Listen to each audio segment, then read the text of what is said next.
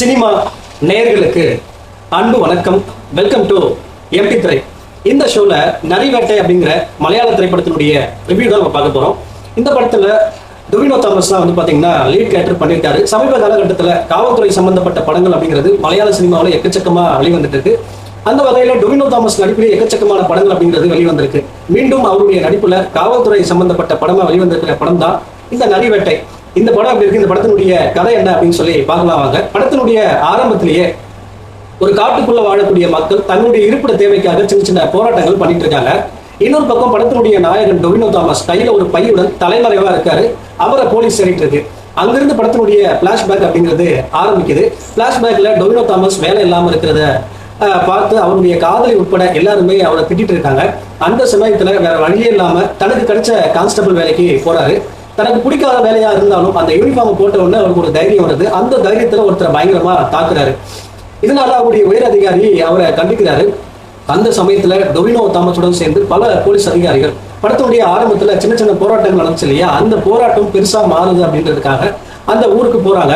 அப்படி அந்த ஊருக்கு போன டொவினோ தாமஸுடைய வாழ்க்கையில என்னென்ன சம்பவங்கள் நடந்துச்சு, அவரையே போலீஸ் தேடுது, அந்த ஊர்ல அப்படி என்னதான் ஆச்சு அப்படிங்கிறதா இந்த படத்தினுடைய மீதி கதை. இந்த படத்தை பத்தி ஆலோசனம் அப்படின்னா, படத்தினுடைய நாயகன் டொவினோ தாமஸ், அதாவது இந்த போலீஸ் கதாபாத்திரம் அப்படின்னாலே அவருக்கு அல்வா சாப்பிட்ற மாதிரி, அதுவும் எந்தவித அதிகாரமும் இல்லாம ஒரு சாதாரண கான்ஸ்டபிளா இருக்கிற அவருக்கு அவருடைய வாழ்க்கையில என்னென்ன மாதிரியான பிரச்சனைகளை கொண்டு போய் நிறுத்துது அப்படிங்கிறத படத்தினுடைய இறுதியில் அவர் காட்டுற அந்த முகத்துல அவர் காட்டுற அந்த உணர்ச்சி அப்படிங்கிறது பாத்தீங்கன்னா டொவினோ தாமஸுடைய திரை வாழ்க்கையில இந்த வர்கீஸ் அப்படிங்கிற ரோல் அவரால் ஒரு மறக்க முடியாத கதாபாத்திரமா இருக்கும் அப்படிங்கிறதுல சந்தேகமே இல்லை. அதே போல படத்தினுடைய ஆரம்பத்துல அந்த போராட்டம் நடக்குது இல்லையா, அந்த இடத்துக்கு வரக்கூடிய சேரன் யாருப்பா அந்த வேலியெல்லாம் உடைச்சது அப்படிங்கிற மாதிரி உள்ள என்ட்ரி ஆகிறாரு. அதற்கு பிறகு பல நாச வேலைகளை செஞ்சு தன்னுடைய வில்லத்தனத்தை வெளிப்படுத்துற சேரன் பாத்தீங்கன்னா வில்லத்தனத்துல மிரட்டியிருக்காரு.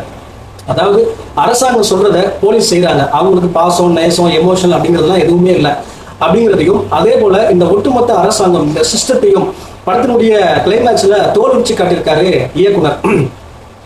யார் என்ன பண்ணாலும், அதாவது நீதித்துறை அப்படிங்கிறது ஒண்ணு இருக்கு, ஸோ அவங்க கிட்ட எந்த கொம்பனும் தப்பிக்க முடியாது அப்படிங்கிறத அழகா பதிவு பண்ணியிருக்காரு இயக்குனர்.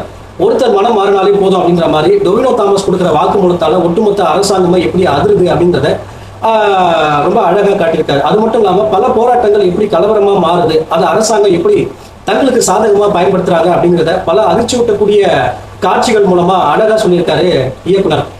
அதே போல எந்த துறையா இருந்தாலும் நல்லவங்க இருப்பாங்க அப்படின்ற மாதிரி டொவினோ தாமஸுக்கு வழிகாட்டுற சுராஜுடைய நடிப்பு சிறப்பாக இருந்துச்சு.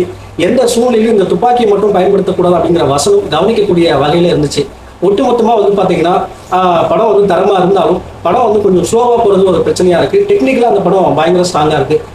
மலையாள சினிமாவில் மற்றொரு முக்கியமான திரைப்படமா இந்த படம் வெளிவந்திருக்கு. கண்டிப்பா ஒன்ஸ் ட்ரை பண்ணி பார்க்கக்கூடிய ஒரு திரைப்படம். இந்த திரைப்படத்துக்கு எம்டி திரை கொடுக்குற ரேட்டிங் பாத்தீங்கன்னா 5 to 3.25. என்ன இந்த படத்தினுடைய பிரச்சனை அப்படின்னா, முதல் பாதி கொஞ்சம் ஸ்லோவா போகும், லவ் போர்ஷன்ஸ்லாம் தேவையா அப்படிங்கிற மாதிரி இருந்துச்சு.